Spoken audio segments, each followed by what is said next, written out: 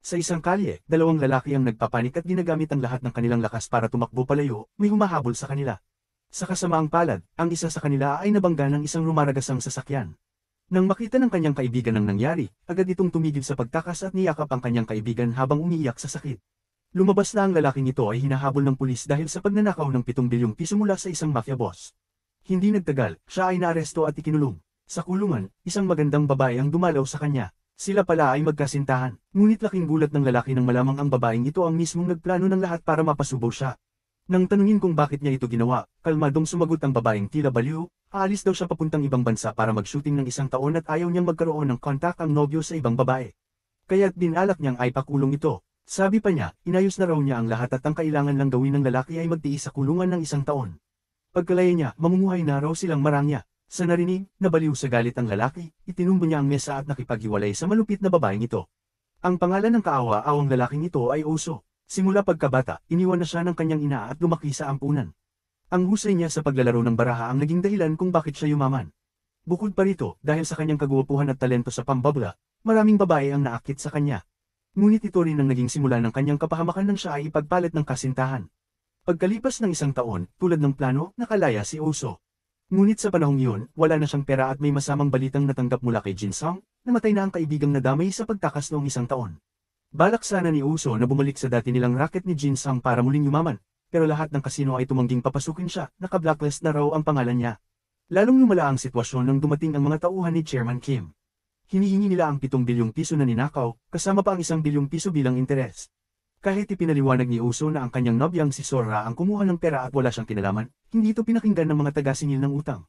Sa halip, sinaksak siya ng isa sa kanila. Sinabihan din siya na ang tanging solusyon ay bayaran ng utang. Habang wala na siyang malalapitan, may dumating na isang lalaking nasa katanghaliang gulang at hinanap si Uso. Nang marinig ang pangalan, agad niya itong tinawag na Young Master. Ipinakilala ng lalaki ang sarili bilang si Attorney Jiang, matalik na kaibigan ng ama ni Uso. Lumabas na ang tunay na ama ni Uso ay chairman ng Place Group. Ipinahayag ni Attorney Jiang na pumanaw na ang chairman at ang natitirang miyembro ng pamilya ay isang bulag na anak na babae, si Ouyong. Hiling niya na bumalik si Uso upang mamana ang yaman at pamunuan ng kumpanya. Sa puntong ito, naalala ni Uso ang matagal ng kaibigan na pumanaw. Nakapangalan din niya, Uso rin ang pangalan. Nasabi sa kanya noon ng kaibigan, mayaman ang tatay ko. Biglang nagbago ang ekspresyon ni Uso, baka ito na lang ang tanging paraan para makaligtas. Sinabi niya kay Attorney Jiang na abala siya at makikipag-ugnayan na lang muli. Agad siyang pumasok sa bahay at hinanap ang lahat ng gamit ng yumaong kaibigan. Nagpa siya sina Uso at Jin na gumawa ng isang malaking panlilinlang. Tumulong din si Sojin para mangalap ng impormasyon ukol sa Place Group. Sa tulong ng eksperto sa impormasyon, mas malaki ang tsansang magtagumpay ang plano. Hindi lang iyon, upang maging kapanipaniwala ang panlilinlang, masigasig na nagsanay si Uso sa pagsusulat upang magaya ang sulat kamay ng yumaong kaibigan. Ang tanging taong nakakaalam na nagpapanggap siya ay si Ouyong. Sa kabutihang palad, bulag ito. Ngunit alam ni Uso na matalino si Ouyong at hindi madaling lokohin. Upang masigurado ang tagumpay, pinik ni Jin Song ang lahat ng personal na dokumento ni Uso. Wala pa ring death certificate ang yumaong kaibigan kaya walang ebidensyang maglalantad sa kanila. Nang matapos ang lahat ng paghahanda, sinimulan na nila ang kanilang panluloko. Marami ng taong karanasan si Uso sa panlilinlang kaya't nagpasya siyang kumilos agad upang makalamang. Sa simula, hindi siya nasiyahan sa larawan ng pamilya. Kinwestiyon niya ang madraste na tila inaangkin ng pagiging ginang ng tahanan. Nagdahilan din siya na hindi tugma ang kulay ng kurtina at wallpaper gaya ng dati. Tinanong niya kung sinadya ba ng madrasta na burahin ang lahat ng bakas ng kanyang ina. Ngunit hindi nagpadaig ang madrasta at ang lalaking kasama nito. Ang lalaking may salamin ay dating fiancé ni Ouyong. Dahil bigla na lamang may isa pang tagapagmana na lumitaw, naapektuhan ang kanyang interes kaya't pinilit niyang patunayan ni Uso ang kanyang pagkakakilanlan. Sinabi niya na may paso ang totoong tagapagmana sa braso at pinasuyo niyang ipakita ito ni Uso sa lahat. Alam ni Uso na kapag nagpakita siya ng alinlangan, maghahinala ang lahat na may tinatago siya. Kaya't matatag siyang tumanggi, ngunit sumenyas siya kay Jin Song na magkunwaring mabuhusan ng tubig. Pagkatapos, hinubad niya ang kanyang Amerikana at ipinakita ang isang mahabang peklat sa kanyang braso. Lumabas na inihanda na pala ito ni Uso ng mas maaga. Inutusan niya ang isang tao na lagyan siya ng paso tulad ng kay yumaong tagapagmana. Hindi siya nagatubiling buhusan ng kumukulong tubig ang sarili. Nang makita ng mga tao sa bahay ang peklat, nawala ang kanilang pagdududa. Akala nila ayos na ang lahat, ngunit biglang lumitaw si Ouyong. Sinabi niyang nang hanapin niya ito ay hindi niya ito natagpuan, kaya't ano pa raw ang silbi ng pagbabalik niya. Naisa nang magpaliwanag ni Uso ngunit pinabasa ni Ouyong ang uling habilin ng kanilang ama. Ayon sa testamento, lahat ng ari-arian ng chairman ay mapupunta kay Ouyong, kaya't wala raw dahilan para bumalik pa ang kanyang kapatid. Pagkasabi nito, malamig siyang umalis. Ngunit dahil sa kanyang malawak na karanasan sa pag-ibig, alam ni Uso kung paano mag-isip ang mga babae. Alam niyang galit lamang si Uyong at kontrolado pa rin niya ang sitwasyon. Hinabol niya si Uyong at hinawakan ng kamay nito, pero nagalit si Uyong at nasugatan ng mukha ni Uso. Doon napagtanto ni Uso na kung gusto niyang makuha ang pera, kailangan niyang gumawa ng pangmatagalang plano. Kinabukasan, sinundan niya si Uyong sa mall. May dalawang batang nagtatakbuhan at nabuhusan ng kape si Uyong. Ang isa sa mga bata ay natamaan ng kape at agad na umiyak. Biglang dumating ang ina ng bata, at nang hindi man lang inaalam ang nangyari, itinulak niya si Uyong at sinabing ang mga bulag daw ay dapat manatili sa bahay at huwag manggulo sa iba. May isang mabait na dalaga ang lumapit, pinulot ang tungkod at tinulungan si Uyong. Umalis si Uyong nang nahihiya, ngunit sa kasamaang palad ay nahulog siya sa lawa. Nagkumpulan ng mga tao, tsismis dito't doon, pero walang gustong tumulong. Lahat ito ay nasaksihan ni Uso. Dahil gusto niyang makuha ang tiwala ni Uyong, hindi siya agad lumapit. Habang tumatagal, lalong nadama ni Uyong ang kawalan at paghihirap. Nang nakita ni Uso na dumating na ang tamang pagkakataon, tinulak niya ang mga tao at nilapitan si Uyong. Hindi siya agad tumulong. Sa halip, tinanong niya kung bakit hindi siya humingi ng tulong sa iba. Bakit hindi siya nagtitiwala kahit kanino. Sa kanya ito inaliw at sinabing kung kailangan niya ng tulong, hawakan lang niya ang kanyang kamay. Sa pagitan ng takot, hiya, at kawalang pag-asa, sa wakas ay hinawakan ni Uyong ang kamay ni Uso. Pagkaalis nila, nakatanggap si Uso ng mensahe mula sa maniningil ng utang. Ayon dito, palihim niyang sinusubaybayan si Uso. Sinabi pa niya na kung mamamatay si Uyong, mapapasa kamay ni Uso ang daan-daang bilyong ari-arian. Nang oras ding yun, sinabi ni Uyong na kung pera lang ang habol ni Uso, madali lang daw yun, itulak lang siya sa riles habang dumaraan ang tren. Labis ang pagkalito ni Uso sa narinig at nagsimulang manginig ang kanyang mga kamay. Habang tulala pa siya, si Uyong ay lumakad na papunta sa riles. Nang mahimasmasan si Uso, agad niyang niyakap si Uyong. Nagtaka si Uyong kung bakit siya iniligtas. Ginamit ni Uso ang pagkakataong yun para makuha ang kanyang tiwala. Sinabi niyang humihingi siya ng tawad sa hindi agad na pagdating. Kung dumating lang siya ng mas maaga, sana'y hindi na siya nagdusa ng ganoon. Pagkarinig nito, hindi na napigilan ni Uyong ang kanyang emosyon at napahagulgol. Pero kahit ganoon, hindi pa rin siya lubusang nagtitiwala kay Uso. Pagka-uwi, ipinahayag ni Uyong ang kanyang pagdududa. Noong una raw niya itong hinanap, may nakasalubong siyang lalaki. Hindi man siya nakakakita, matalas naman ang kanyang pandinig. Napansin niyang halos kapareho ang boses ng lalaking iyon sa kapatid na nasa harap niya ngayon. Labis ang kaba ni Uso, pero agad siyang nagpakatatag. Lumapit siya kay Uyong at pinahawak ang peklat sa kanyang braso. Nakaluwag si Uyong, ngunit nagpumilit pa rin siya. Gusto niyang makita ang Reg Along ipinangako ni Uso noong araw ng kanilang paghihiwalay. Nang marinig ito, nabahala si Uso at napilitan na lang ilihis ang usapan. Samantala, nagsimulang magduda ang Madraste sa katauhan ni Uso. Palihim niyang hinalughog ang kwarto nito. Sa kabutihang palad, handa na si Uso kaya wala siyang nahanap. Kasabay nito, nagsagawa rin ng investigasyon ng fiancé ni Uyong. Ninakaw niya ang sipilyo ni Uso para isailalim sa DNA test. Napag-alaman nito ni Jean at Uso. Nagmadaling umuwi si Jean upang hanapin ang lumang sipilyo ng kanyang yumaong kapatid, ngunit sinabi ng may-ari ng bahay na lumipat na sila at ang mga lumang gamit ay itinapon na. Agad tumakbo si Jean para habulin ang truck ng basura. Sa kabutihang palad, dumating si Sojen upang tumulong. Matapos salugugin ang truck, nahanap din nila ang sipilyo. Agad silang nagtungo sa ospital upang palitan ng sample para sa DNA test. Nang matanggap ng fiancé ni Uyong ang resulta at nalaman niyang magkapatid sila, nagalit siya at itinapon ang resulta sa sahig. Sa kabilang banda, si Uso naman ay aksidenteng narinig ang usapan nina Uyong at ng Madraste. Doon niya lang nalaman na nabulag si Uyong dahil sa brain cancer. Sinabi ni Uyong na kung mamatay siya, si Uso ang magiging opisyal na tagapagmana. Pumayag siyang ipasa ang lahat ng kanyang ari-arian kay Uso, sa isang kondisyon, tulungan siya ni Uso na wakasan ang kanyang pagdurusa. Siyempre, bilang veteranong scammer, alam ni Uso na sinusubukan lang siya ni Uyong. Kaya't malamig niyang sinabi na hindi niya kailangan ng pera nito, ngunit muli tinanong ni Uyong kung nasaan na ang Reg Along ipinangako niya. Napilitan si Uso na sabihing ibibigay niya ito sa susunod. Nang malaman niyang may brain cancer si Uyong, nagbago ang ekspresyon ni Uso, tila may naisip siyang plano. Upang mapalapit pa kay Uyong, inaya niya itong mamasyal. Simula nang mabulag, bihira na siyang lumabas sa mataong lugar kaya't natakot siya. Mahigpit siyang kumapit sa manggas ni Uso habang dahan daw ang inakbayan siya nito upang makaramdam ng kapanatagan. Tinuruan din siya ni Uso kung paano gumamit ng baril, nais niyang maranasan ni Uyong ang normal na buhay. Matagal na ring hindi ngumiti ng ganoon si Uyong, masaya at maliwanag. Unti-unti, bumukas ang loob ni Uyong kay Uso. Pagbalik sa bahay, nagtanong si Uyong kung bakit hindi siya hinahanap ng kanyang ina. Baka raw hindi siya namimiss. Napilitan si Uso na magbigay ng palusot na may sakit daw ito kaya't hindi makapunta. Sa gabi, nagtungo si Uyong sa isang bodega. Palihim siyang sinundan ni Uso. Hanggang sa umalis si Uyong, tahimik na binuksan ni Uso ang kandado at pumasok sa loob. Inisip niyang baka mayroong lihim na matutuklasan doon. Maingat niyang sinuri ang bawat sulok ng gusali at natagpuan ng isang silid na puno ng alaala ng kabataan ni Uyong at ng kanyang kapatid. Na-curious si Uso kaya pinanood niya ang mga lumang pelikula roon upang higit pang maunawaan ang kanilang nakaraan. Mula rito, unti-unting nakaramdam ng simpatiya si Uso sa kalagayan ni Uyong, nalaman niyang napakaraming hirap ang pinagdaanan nito. Sa mga oras ding yun, bumalik si Uyong sa kanyang silid at napagtanto niya may nakalimutan siya, kaya agad siyang bumalik sa bodega. Laking gulat niya nang makitang bukas na ang kandado. Pumasok siya at may narinig na ingay. Tumalikod siya at nagtanong kung may tao roon. Sa sandaling halos mabisto na si Uso, biglang lumitaw ang pusa kaya hindi na siya pinaghinalaan ni Uyong.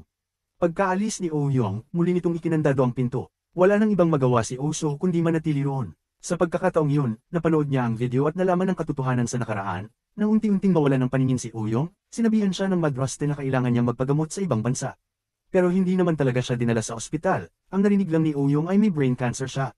Wala siyang kaalam-alam sa tunay na nangyayari at simula noon ay tila naging laruan na lang siya sa kamay ng kanyang madraste. Dumating si Sojun upang iligtas si Uso at ilabas siya mula sa bodega. Mula sa isang lumang larawan, unti-unting nahulaan ni Sojun kung ano ang Reg Along tinutukoy ni Uyong. Kinabukasan, nagdala si Sojun ng maraming lamb's ears, isang uri ng bulaklak. Nang nahawakan ito ni Uyong, labis ang kanyang tuwa dahil ito ang Reg Along ipinangako sa kanya ng kanyang kuya noong sila'y muling magkikita. Nagpasalamat si Uso kay Sojun sa pagligtas sa kanya sa isang malaking problema, at ginamit ang kanyang husay sa pananalita upang makuha ang tiwala ni Uyong. Ngayon, lubusang nagtitiwala na si Uyong kay Uso. Magkasama silang nagtanim ng puno, gaya ng ginagawa nila noong mga bata pa sila. Ito marahil ang isa sa pinakamasayang sandali para kay Uyong, isang bulag na dalagang matagal nang hindi nakaranas ng kasiyahan. Samantala, ang fiancé ni Uyong ay hindi pa rin lubusang nagtitiwala dahil sinabi ng doktor na ang sipilyong ginamit sa pagsusuri ay luma na. Patuloy silang nagplano ng bagong panlilinlang kasama ang madraste, ngunit hindi doon nagtapos ang sakuna. Bumalik sa bansa ang aktres na si Sora, dating kasintahan ni Uso, at ang proyekto nito ay kaugnay sa madraste ni Uyong. Sa parehong oras, pinuntahan ng fiancé ni Uyong ang dating bahay ni Uso, na ngayon ay pagmamayari na ng taga-singil ng utang. Malalaman kaya nito ang lihim ni Uso. Hindi alam ni Uso ang mga nangyayari. Sa halip, masaya silang kumakain ni Uyong ng cotton candy, ang paborito nitong pagkain noong bata pa. Pagkatapos, iminungkahi ni Uyong na pumunta sila sa ilog kung saan sila madalas maglaro noon. Dahil hindi alam ni Uso kung saan ito, dinala niya si Uyong sa lugar kung saan nakalibing ang abo ng kanyang kapatid. Hindi ito alam ni Uyong, kaya sa kanyang isipan ay tila nag-rewind ang masasayang alaala ng nakaraan. Nagkataong mahusay ding magpalipad ng bato si Uso, gaya ng kanyang kapatid, kaya't ang tunog ng mga batong tumatalbog sa tubig ay nagbalik ng alaala kay Uyong. Hindi niya namalayang bumaba siya sa ilog. Nang mapansin ni Uso, mabilis siyang sumunod at iniligtas ito. Dahil sa matinding pag-aalala, nasample niya si Uyong upang magising ito. Isang kilos na kahalin tulad ng ginawa noon ng kanyang kuya. Lalo itong nagpatibay sa paniniwala ni Uyong na ang kaharap niya ay ang kanyang tunay na kapatid. Hinipon niya ang mukha ni Uso upang maramdaman ito ng mas malinaw, isang sandaling nakaantig kay Uso. Ngayon ay madilim na, patuloy na pinagsabihan ni Uso si Uyong, ngunit tumawa lang ito sa tuwa, matagal na raw mula nang may tunay na nagmalasakit sa kanya. Pinayuhan siya ni Uso na huwag nang saktan ng sarili. Tumakbo siya upang bumili ng mainit na tubig para dito. Samantala, isiniwalat ng taga-singil ng utang na may 2 uso. Ipinakita niya ang litrato ng 3 magkaibigang lalaki at ibinunyag na ang isang uso ay nalulong sa sugal, panlilinlang, at may malaking utang. Pagkaraan ay tinawagan niya si Uso upang balaan itong tapusin na ang drama dahil wala na siyang sapat na oras. Lumabas na ang taga-singil ng utang ay dati ring umiibig kay Haiju, ang dating kasintahan ni Uso, ngunit tanging si Uso lang ang mahal ni Haiju, na hindi naman niya pinahalagahan. Pagbalik sa sasakyan, inimungkahi ni Uso kay Uyong na pumunta sila sa tabing dagat kinagabihan. Hindi alam kung may plano siya, pero masayang-masaya si Uyong. Samantala, galit na galit ang madraste nang mapansing hindi pa rin bumabalik si Uyong. Ngunit hindi ito ininde ni Uso. Binalaan pa niya itong huwag magkunwaring ina dahil nakakahiya raw. Sumakay si Uso at Uyong sa motorsiklo, isang matagal ng pangarap ni Uyong.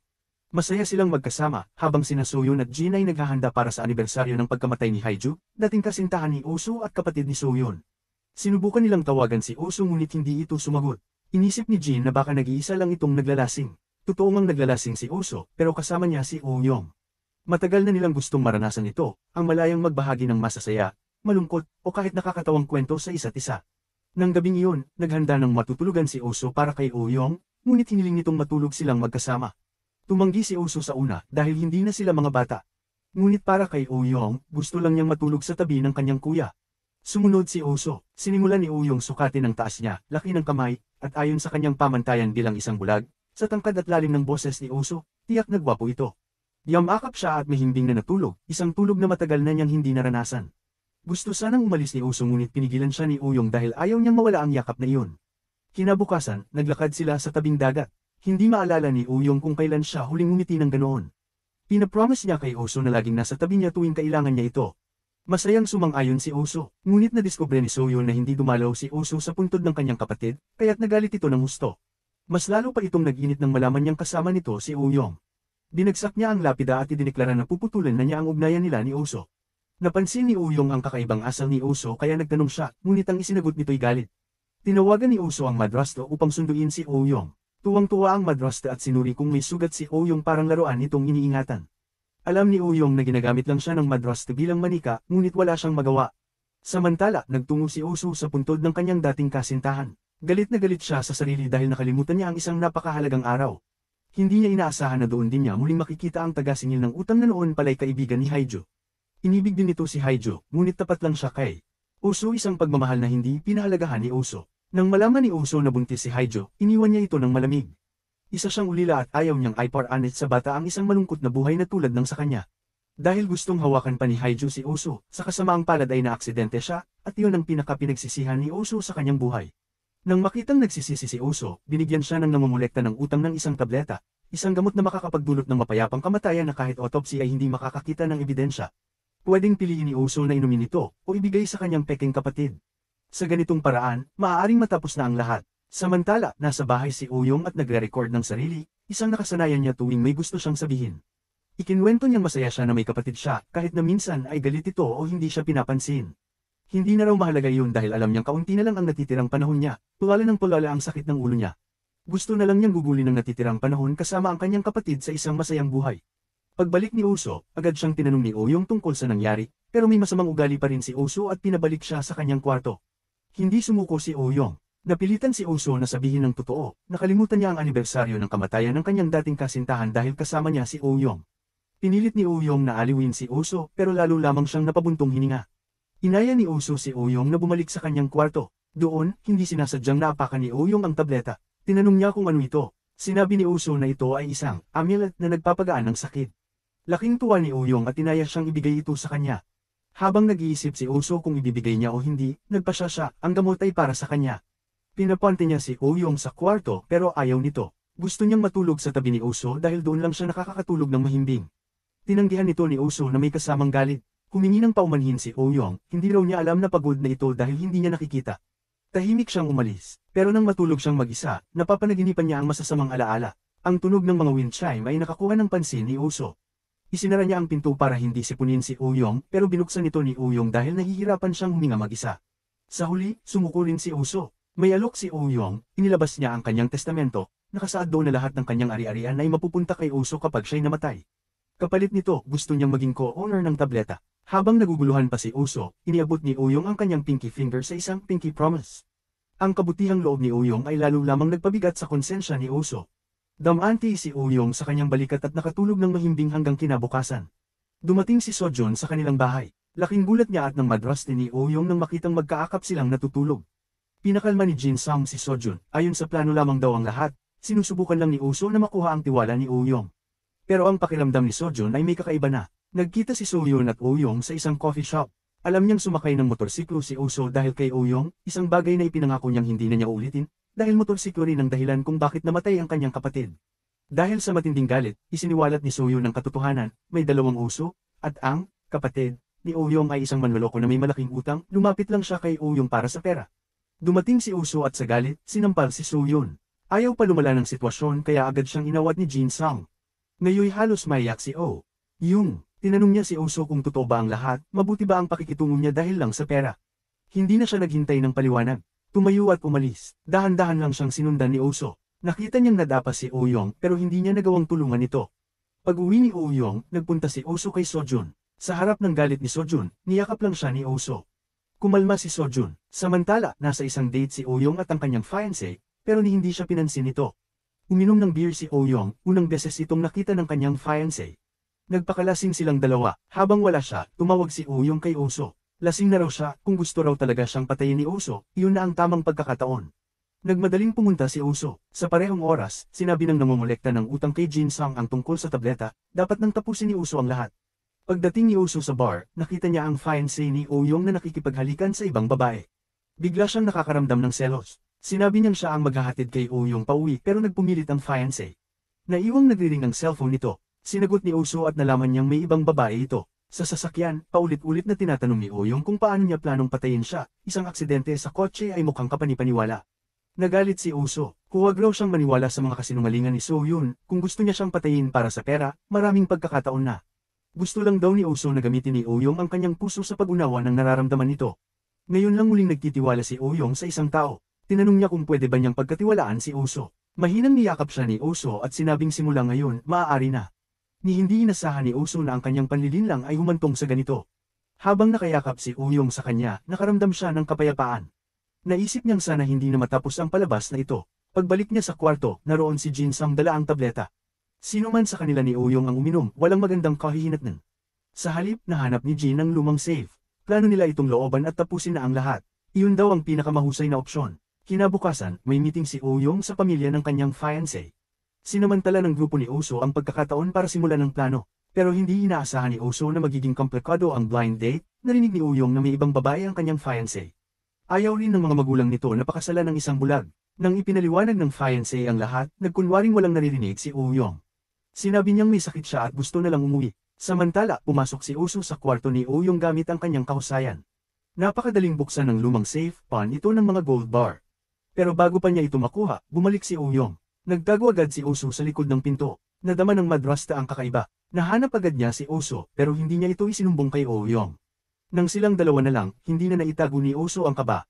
Ngunit agad siyang nakaisip ng dahilan. Hinahanap daw niya ang diary ni Uyong dahil napanood niya ang video kung saan sinabi ni Uyong na hindi siya kailanman dinala ng madrasta sa eye surgery. Natuwa siya nang makita ito. Nagulat ang madrasta pero kalmado siyang nagkunwari.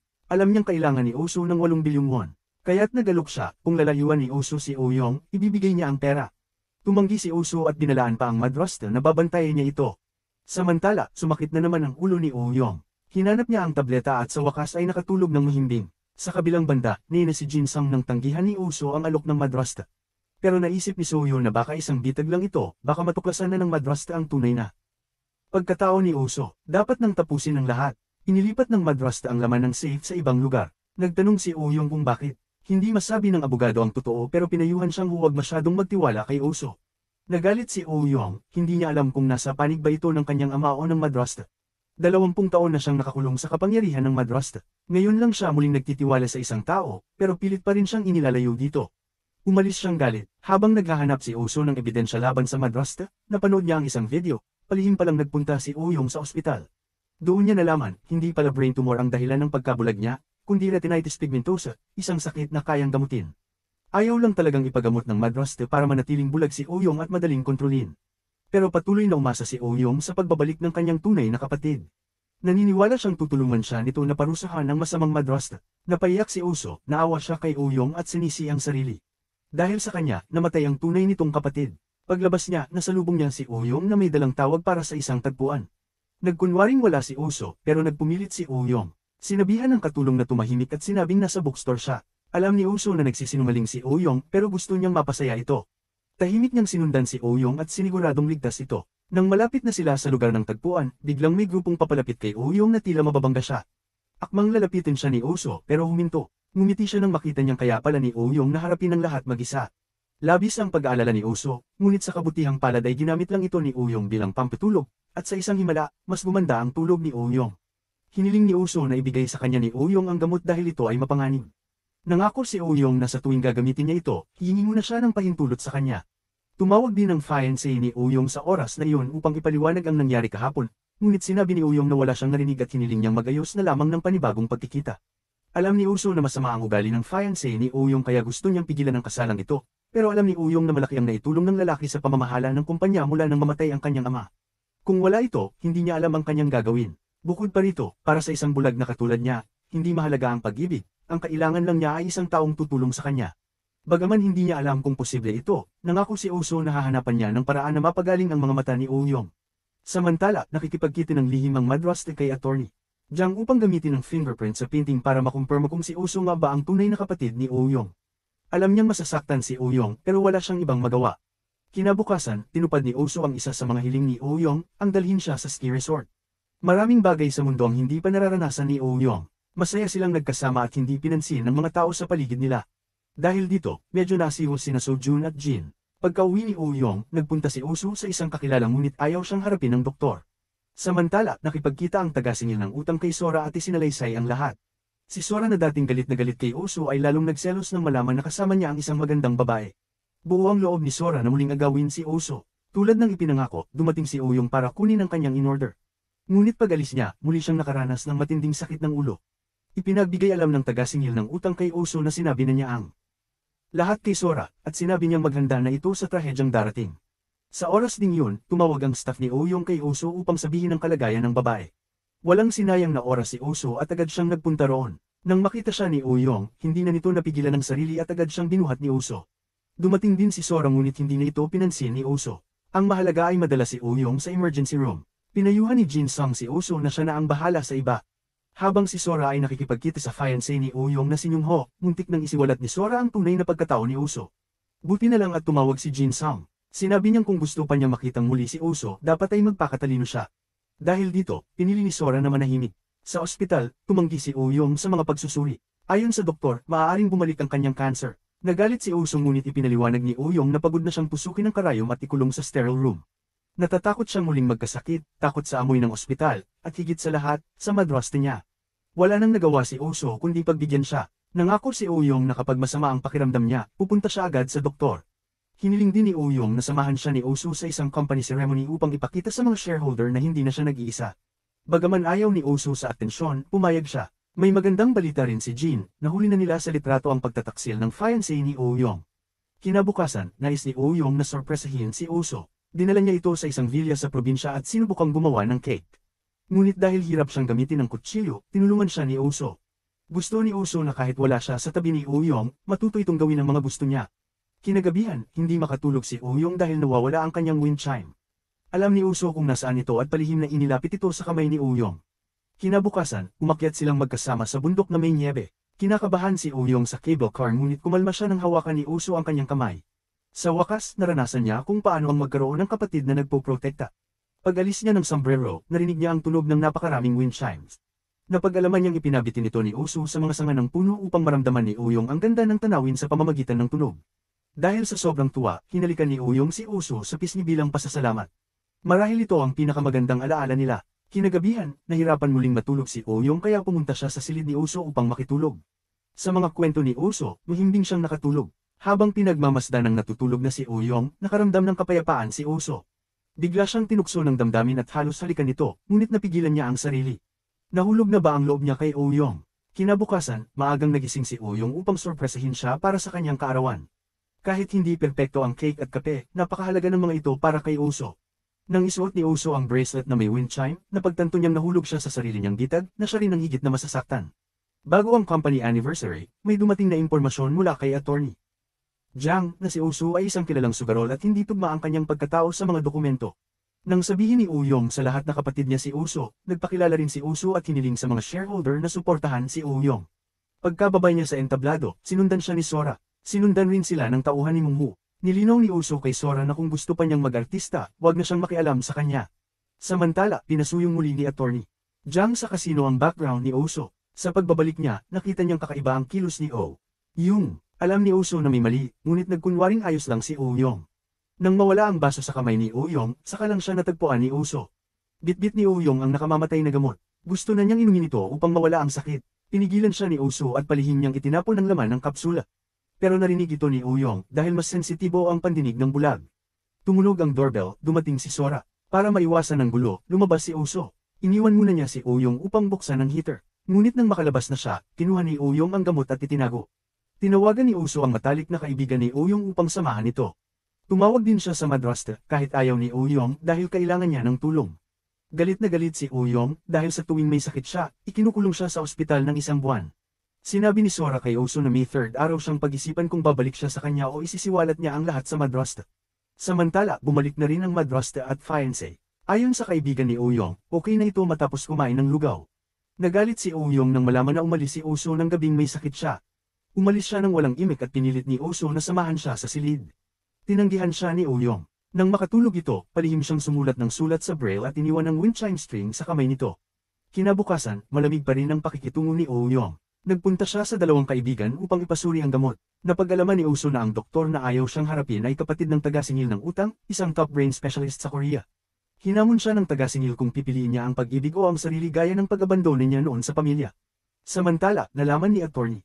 Jang na may dalawang uso. Ang kasalukuyang uso ay may utang na 7.1 bilyon sa mafia.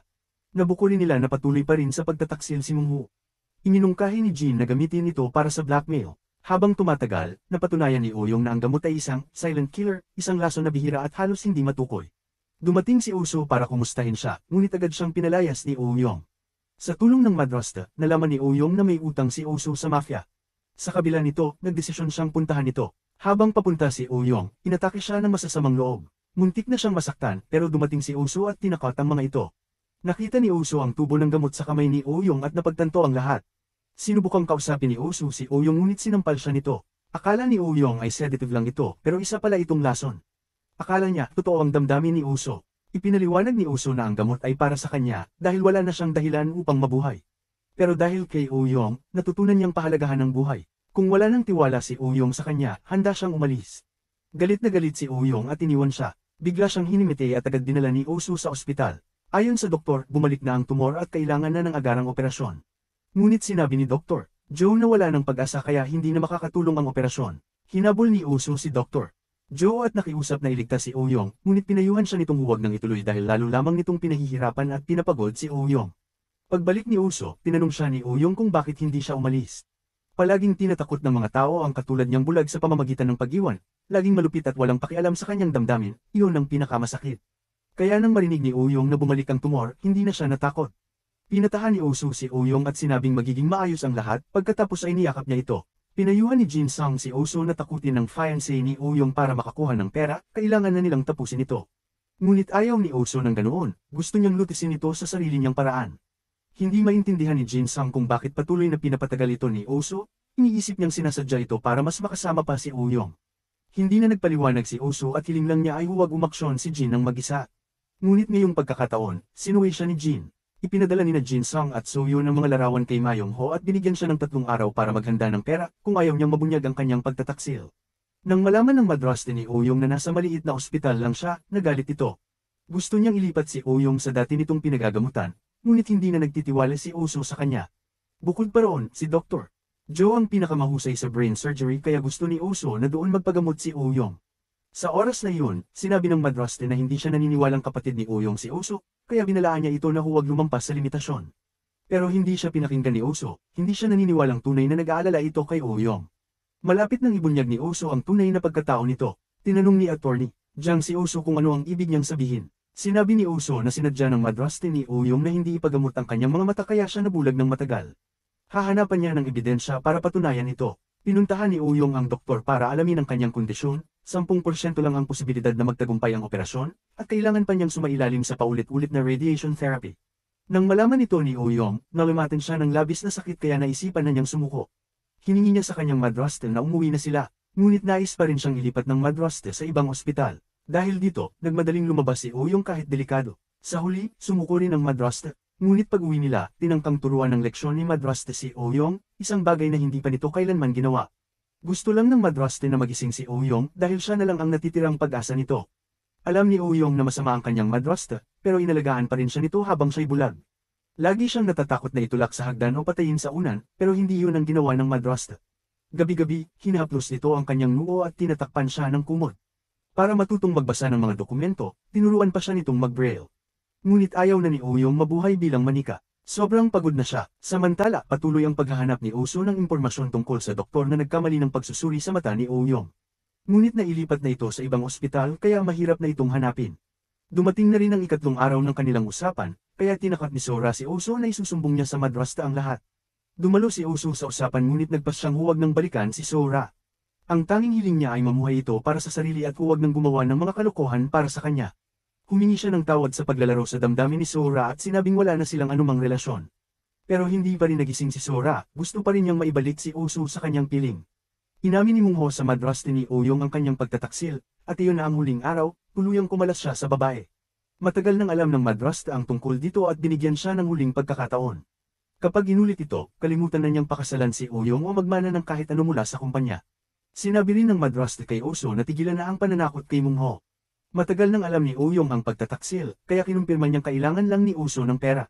Ang hakbang ni Jin Sang ay tunay na nakasiri kay Uso. Sa parehong oras, isa pang trahedya ang dumating kay Jin Sang, nagdulot ng matinding aksidente ang kanyang kapatid.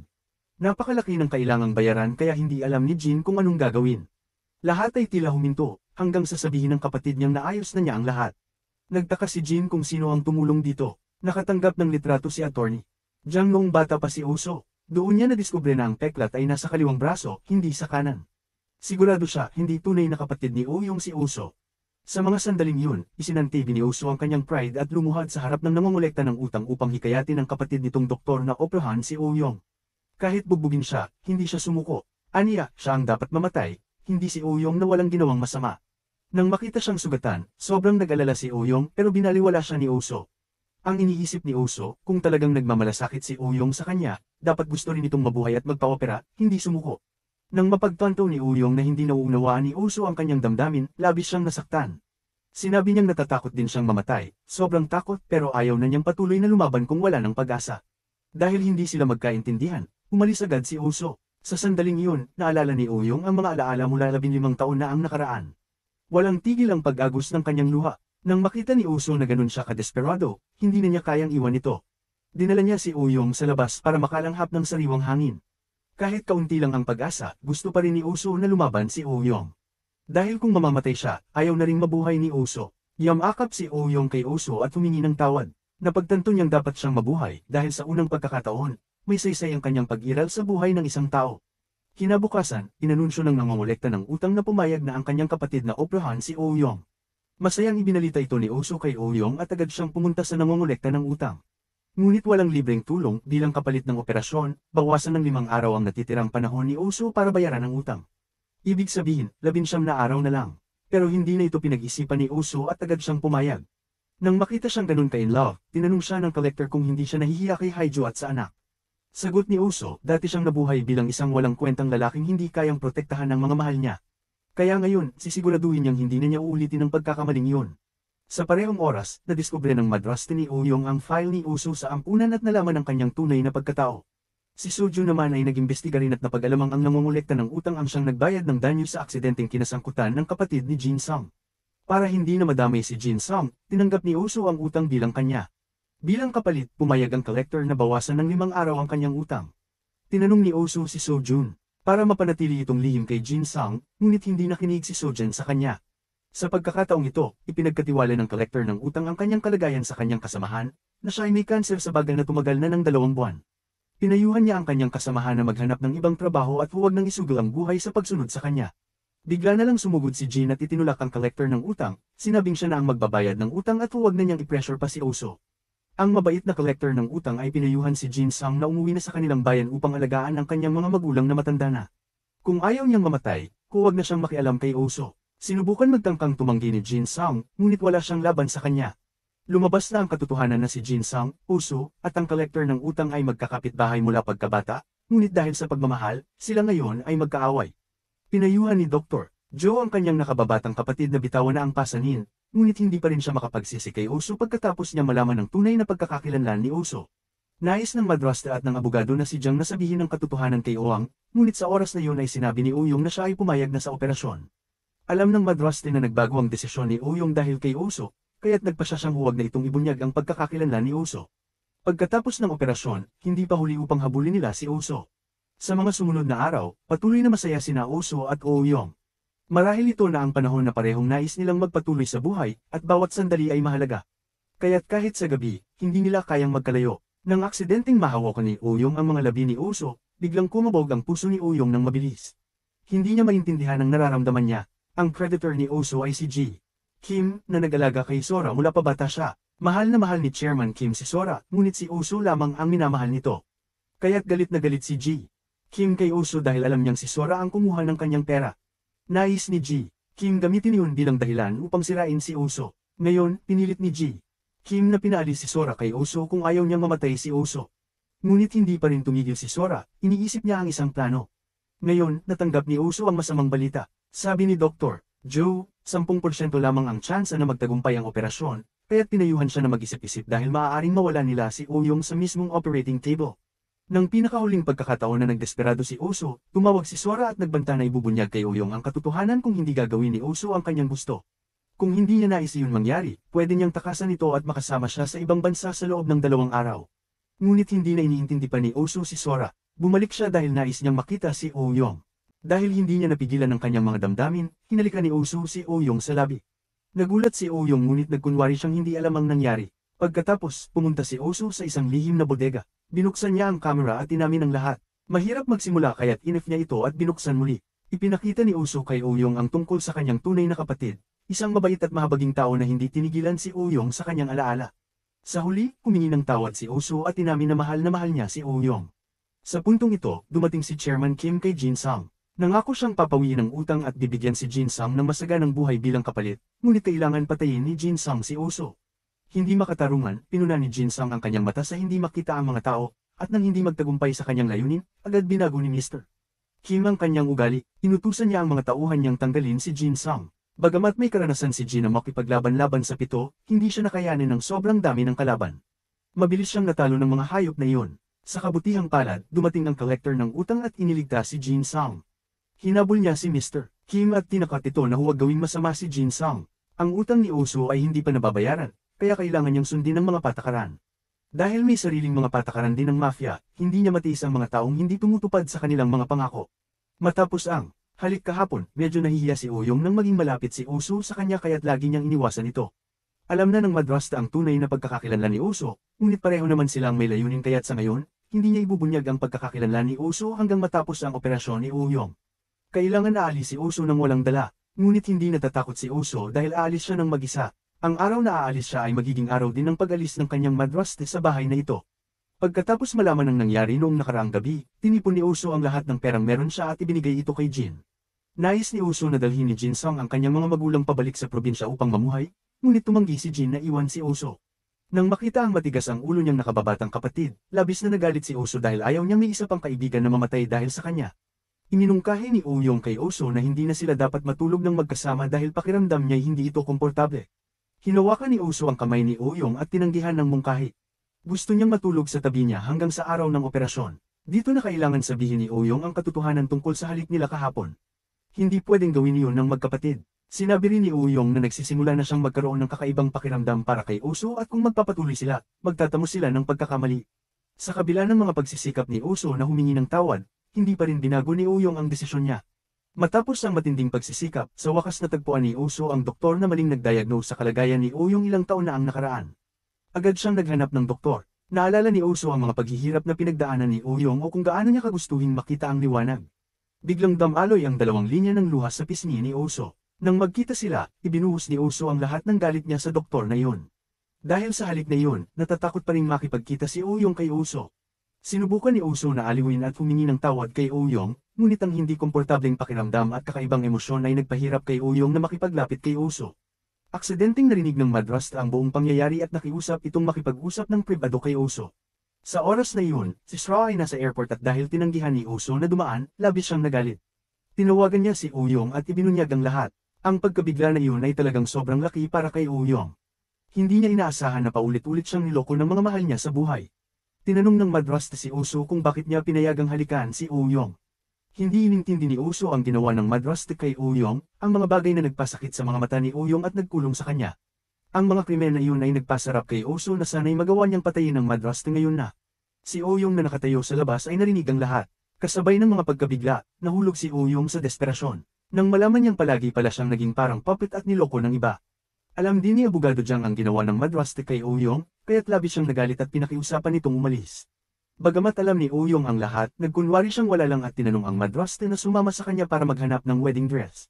Mabilis lumipas ang oras at hindi inaasahan, inaalagaan ng madrasta si Uyong sa loob ng mahigit 20 taon. Maaaring sabihin buong kabataan ng madrasta ay inilaan kay Uyong. Sa unang pagkakataon, hinawakan ni Uyong ang kamay ng kanyang madrasta at nagpasalamat sa lahat ng inalagaan nito sa kanya. Dumating si Uso sa bodega at nakita niyang winasak ni Uyong ang lahat ng bagay doon.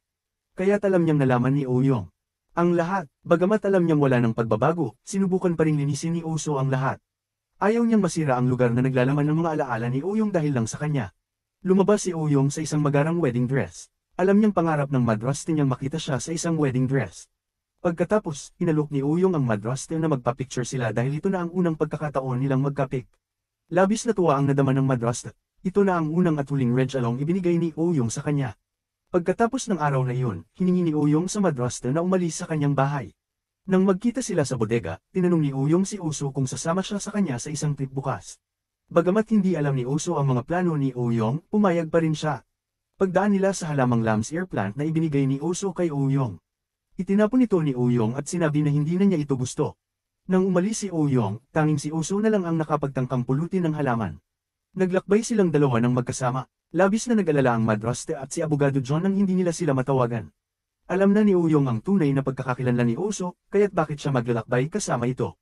Gumawa rin si Uyong ng bagong testamento, ipinasa lahat ng kanyang mga ari-arian sa welfare center. Tinawagan ni Mungho si Uyong upang sabihin na pinutol niya ang pakikipag-ugnayan sa kanya, kaya't handa na siya. Si Abogado Jang at ang madraste ay nagduda na may masamang mangyayari. Sa hindi inaasahang pagkakataon, ang lugar na pinili ni Uyong ay napakalayo. Hindi makapasok ang mga sasakyan kaya't kailangan nilang maglakad. Pagkalipas ng 3 oras, nakarating sila sa lugar, ngunit ito'y matindi ng sira at luma. Nagmungkahi si Uso na umuwi na sila, ngunit tumanggi si Uyong dahil ito ang unang lugar na pinuntahan ng kanilang pamilya ng magkasama. Dahil walang pagkain doon, nagdesisyon si Uso na bumaba ng bundok upang bumili ng mga bagay, at bumalik lamang si Uso pagkaraan ng 6 na oras, pagod at maingat na nagluto. Patuloy pa rin si Uyong sa pag-usap tungkol sa nakaraan, ngunit syempre, wala nang alam si Uso.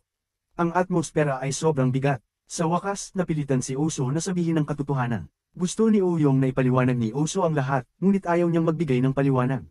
Dahil dito, lalong nagalit si Uyong. Lamingga siya at nagtakang aalis na sana, ngunit hinayla siya ni Uso pabalik. Hindi nagatubiling sabihin ni Uso na mahal niya si Uyong. Sa huli, hindi na nakontrol ni Uso ang kanyang emosyon at hinalikan siya. Naisa nang tumawag ni Uyong kay Abogado John upang sunduin siya, ngunit pinatay ni Uso ang kanyang cellphone. Gusto niyang magsama sila sa huling gabi, at nais niyang marinig ang mga pagbatikos o mga mura mula kay Uyong, baka sa ganitong paraan ay mas maging komportable siya. Humingi ng tawad si Uso sa una niyang paglapit kay Uyong nang may masamang intensyon, ngunit sa huli, tapat ang pagmamahal niya rito. Ganoon lang, nagkaroon sila ng isang mahabang gabi na puno ng sakit. Kinabukasan, dumating ang collector ng utang sa bahay ni Jin Sung dahil magkakasama sila sa pagiging mga kapitbahay. Pumunta siya para magtanong ngunit hindi nais makita ni Jin ang collector. Ipinilit ni Jin na magdulot ng gulo at pinaalis ang collector. Pagbalik sa bahay, tinanong ni Uyong ang kanyang madraste at si Uso na mag-impake at umalis. Tinanong ni Mungho si Uyong kung bakit niya pinutol ang kanilang engagement, at sinabi niyang hayaan na lang nilang maglakbay sila. Alam ni Uyong na laging tapat si Mungho sa kumpanya at malaki ang tiwala sa kanya ng kanyang ama, kaya't sa darating na shareholders meeting, ay popropose niya na si Mungho ang maging chairman dahil naniniwala siya na hindi iiwan ni Mungho ang tiwala ng kanyang ama sa kanya. Dinala ni Abogado Jang kay Uso ang 7 milyong won na kailangan niya. Hindi naintindihan ni Abogado Jang kung bakit nais ni Uyong na kunin ni Uso ang pera. Hindi tinanggap ng madraste ang pagiging itinaboy niya, kaya tinanong siya ni Uyong kung bakit hindi niya inintindi ang mga mata ni Uyong ngunit nanatiling tahimik. Inamin ni Uyong na siya at ang kanyang ama ay may sakit kaya kailangan nilang ng isang tao para magpatakbo ng kumpanya. Inamin ng madraste na alam niyang ginagamit siya, ngunit hindi niya inindi dahil tunay niyang mahal si Uyong. Kung nais niyang nakawin ang kayamanan iyon, marami siyang pagkakataon ng kasama niya si Uyong na bulag. Hindi inasahan ng madraste na siya ay iniiwasan at itinaboy, at nagsimula siyang mag-isip. Bago umalis, naisa nang magpaalam ni Uso kay Uyong. Inamin din ni Uyong na minsan niyang minahal si Uso, kahit na ito'y lahat isang kasinungalingan, ngunit gayunpaman, nagpasalamat siya sa mga magagandang oras na ibinigay ni Uso sa kanya. Gayunpaman, ayaw na niyang makatagpo pa ng isang kasinungalingan tulad ni Uso. Nang makita ni Uso na iniiwan ang maliit ng pera, hinabol siya ni Abogado Jang at sinabihang kunin ito, ngunit sa huli, kinuha lang ni Uso ang isang tambak ng pera. Iyon lang ang kailangan niya. Ibinigay ni Uso ang pera sa collector ng utang upang bayaran ang utang ni Jin Sung. Tungkol naman sa sarili niyang utang, siya na ang baalang magayos. Kinabukasan, naghanda pa rin ang agahan ng madraste ni Uyong tulad ng dati. Tinawagan din niya ang malalapit na kaibigan ni Uyong upang ipaalam sa kanila ang mga hilig at schedule ni Uyong. Nais niyang kapag umalis siya, ay maaligan ng mabuti si Uyong. Ngunit dahil matagal na siyang naroon, hindi na niya matindaan ang address ng bahay ng mga magulang. Kaya't kinailangan niyang tawagan ang kanyang nakababatang kapatid upang itanong ito. Sa kabila ng lahat, talagang nakakalungkot ang madraste. Sa bahay, ang lahat ay magulo, at nang walang madraste, nagkaroon ng pagkakamali ang kasambahay na nagdulot ng pinsala kay Uyong, kaya't labis ang pag-aalala ni Abogado John. Nagdesisyon si Uso na magsugal muli upang kumita ng pera, ngunit tinanggihan pa rin siya sa lahat ng mga kasino. Wala na siyang ibang paraan kundi direktang pumunta kay Mr. Kim. Mag-oorganisa sila ng isang lihim na lugar ng pagsusugal at ang perang kikitain ni Uso ay mapupunta kay Mr. Kim, kung matatalo si Uso, papatayin siya ni Mr. Kim, ngunit kung mananalo siya, maghihiganti ang mga tycoon sa kanya. Ano man ang mangyari, mamamatay siya, ngunit pumayag siya sa kondisyon na hindi isasama ni Mr. Kim si Jin sa planong ito. Tila pumayag si Mr. Kim sa mungkahi, ngunit hindi niya basta-basta bibitawan si Jin. Tiyak, nang malaman ni Mr. Kim na si Jin Sung ay nagpumilit na samahan si Uso, nakipagkasundong si Jin Sung kay Mr. Kim, at syempre magiging lihim ito kay Uso. Ngayon, aksidenteng nakatagpo si Uso ng isang batang babae na bulag, na nagpaalala sa kanya kay Oh-yong. Hindi niya namalayang tinulungan niyang makasakay ang batang babae sa bus. Kakatwirang ang batang babae ay kasapi sa parehong club ni Oh-yong. Tahimik na sinundan ni Uso ang batang babae, at nakita niyang ngumiti ang batang babae na iniibig niya. Nang dumaan si Uso, nakita ito ng kaibigan ni Oh-yong at sinabi kay Oh-yong, ngunit nagkunwari si Oh-yong na hindi siya interesado upang mapawi ang kanyang pinanibig. Patuloy pa rin na isinusulat ni Oh-yong at ang madraste niya ang mga gamit-gamit ang braille. Bigla na lang tumawag si Oh-yong, kahit na simpleng pagbati lamang ito, sapat na upang malaman na talagang inaalala ni Oh-yong ang kanyang madraste. Pagkatapos, pumasok si Oh-yong sa lumang kwarto ni Uso, at sa kanyang imahinasyon, naruroon pa si Uso at magkasama pa silang. Masaya tulad ng dati, ngunit pagkatapos, pamatak ang mga luha ni Oh-yong dahil talagang mag-isa siya at namimiss na si Uso. Ngunit sa katunayan, ipinagpaliban ni Oh-yong ang kanyang pagpapasok sa ospital. Hiningili ni Oh-yong sa kanyang empleyado na mag-leave ayon sa plano, at pagkatapos ay nagpunta siya sa bodega mag-isa. Dito, aksidenteng natuklasan ni Oh-yong na ang halaman ng lamsear na itinapon niya ay nandoon pa. Ang simpleng bagay na ito ay nagpasama ng kanyang loob at siya'y biglang umiyak. Ngunit sa oras na iyon, pumunta si Uso sa ospital at natuklasan na hindi pa rin nagpapasok si Oh-yong tulad ng plano. Labis ang pag-aalala ni Uso, kaya tinawagan niya si Oh-yong. Napansin ni Uso na hindi kalmado si Oh-yong at nag-aalala siya na baka gumawa ito ng isang hanggal na bagay. Iminungkahi ni Uso na pumunta siya sa bodega kung saan niya kinuhanan ng video ang mga bagay na nais niyang sabihin sa kanya. Agad na tumakbo si Uso upang sumakay ng taxi papunta roon. Sa kasalumat, muling lumitaw ang collector ng utang. Siya ngayon ay matamlay dahil sa kanser sa baga, ngunit hindi nakilala ni Uso ang collector ng utang. Nais sanang magsalita ng collector, ngunit wala ng oras si Uso. Nang makita ito, ibinigay ng collector ng utang ang kanyang sasakyan kay Uso upang iligtas si Oh-yong. Agad pagkatapos nito, isang estranghero ang lumapit at sinaksak ang collector ng utang. Kahit pa may huling lakas, patuloy niyang ipinaglalaban ng sarili at pinagtangkang baluktutin ang braso ng tauhan ni Mr.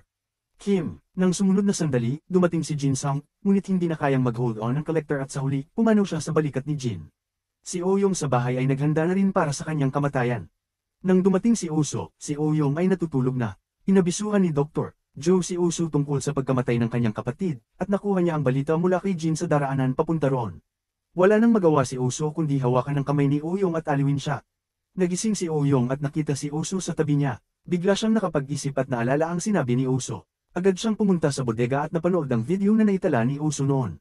Palagi nang iniisip ni Uso na hindi patas ang buhay dahil kahit ang kanyang sariling ina ay iniwan siya sa ilalim ng isang puno, parang basura. Kaya't wala siyang interes sa buhay, ngunit nang makilala niya si Oh-yong, naramdaman niyang pantay ang Diyos. Ang pagiging kasama si Oh-yong ay nagbigay sa kanya ng mas malalim na hangarin sa buhay. Ang pag-amin ng pag-ibig ni Uso ay labis na nagpasaya kay Oh-yong, ngunit magagawa ba niyang patawarin siya sa kanyang mga pagkakamali? Ang sagot ay hindi pa siya handang bitawan ng lahat at harapin si Uso. Sinabi ni Oh-yong na kung magiging matagumpay ang operasyon, maaari nilang bitawan ng lahat at maging magkaibigan. Tinawagan din ni Uso ang madraste ni Oh-yong at sinabi niyang nagkamali siya sa pagpapalayo kay Oh-yong. Nais niyang bumalik siya dahil ngayon, higit na kailangan siya ni Oh-yong. Ito rin ang hinihintay ni Oh-yong. Ngayon, tunay na naramdaman ni Oh-yong ang kanyang nararamdaman para sa kanyang madraste. Ngayon ay ang araw ng pagpapack up ni Jin Sung at ng kanyang pamilya at pagbalik sa kanilang bayan. Gayunpaman, hindi nila alam na ang mga tauhan ni Mr. Kim ay binabantayan sila. Ito na ang araw ng huling laban. Dinala ni Jin Sung si Uso sa kasino at nagkunwaring hindi makikilahok. Pumasok sa kasino gamit ang ibang daan. Ang bawat kupunan ay may 2 miyembro, ngunit nag-iisa si Uso. Ngunit hindi ito naging hadlang sa isang eksperto tulad ni Uso. Patuloy na natalo si Uso sa laro at laging tinitingnan ng kanyang relo dahil alam niyang malapit nang matapos ang operasyon ni Oh-yong at baka hindi na niya ito makita. Sa puntong ito, biglang lumitaw si Jin Sung mula sa kung saan, nang makita niyang hindi tinupad ni Mr. Kim ang kanyang pangako, nagmamadali si Uso upang makipaglaban, ngunit pinigilan siya ni Jin Sung. Nagpa siya si Jin Sung na sundan si Uso hanggang sa huli. Ngunit nang bumalik sila sa laro, binuksan lang ni Uso ang mga baraha at sumuko. Laking gulat ni Jin Sung at labis na nababahala si Mr. Kim dahil ginamit ni Uso ang kanyang pera sa paglalaro. Kailangan nilang lumabas upang mag-usap. Tinanong ni Jin Sung si Uso kung bakit niya ginawa iyon. Hamon ni Uso kay Mr.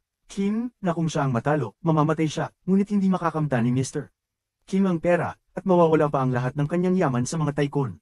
Ang huling pagpili ni Mr. Kim ay sumali sa laban na iyon. Ang mas nakakagulat pa ay nag-install na si Jin Sung ng kamera ng maaga. Kung mananalo si Uso ngunit hindi makalabas ng buo, mawawala rin kay Mr. Kim ang lahat ng oportunidad sa negosyo sa lugar na iyon. Sa oras na iyon, pumasok na si Uyong sa operating room. Sa huli, hindi pa rin niya nakita si Uso. Sa mahusay na koordinasyon ni Uso at Jin Sung, napanalunan nila ang lahat ng pera ni Mr. Kim, at sapat na ang halaga nito upang mabayaran ang mga utang. Nagbigay pa sila ng kaunting sukli kay Mr. Kim. Agad pagkatapos nito, mabilis na umalis si Uso upang pumunta kay Uyong.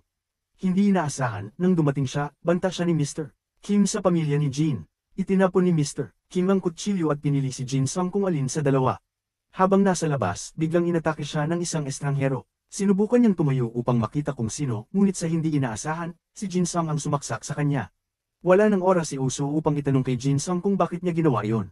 Tumangka siyang tumayo at tawagin ang pangalan ni Uyong, ngunit sa huli, nahulog siya at nawala ng malay. Ang pagpili ni Jin Sung ay labis na nakakasakit dahil para sa kanyang pamilya, itinaksil niya ang kasama niyang dumaan sa maraming panganib. Mabilis na nagbago ang panahon patungong Tagsibol, at ang lahat ay naging magaan at maganda para sa isang bagong simula.